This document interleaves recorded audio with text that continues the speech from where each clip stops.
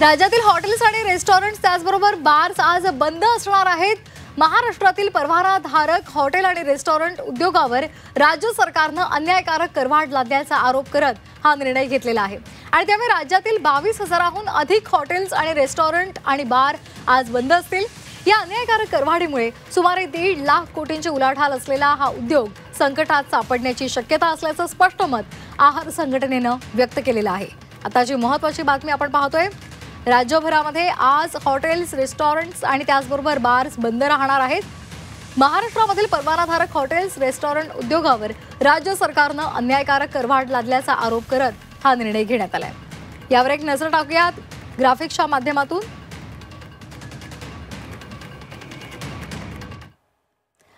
उत्पादन शुल्कामध्ये 60% वाढ करण्यात आली आहे। परवाना शुल्कात 15% वाढ झाली आहे। सरकारच्या माध्यमातून 10% व्हॅट लावण्यात आलाय।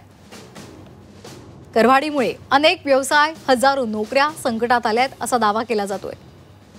20,000 बार मालक संपावर आहेत। मुंबईतील 8,000 बार्सचा यामध्ये समावेश आहे।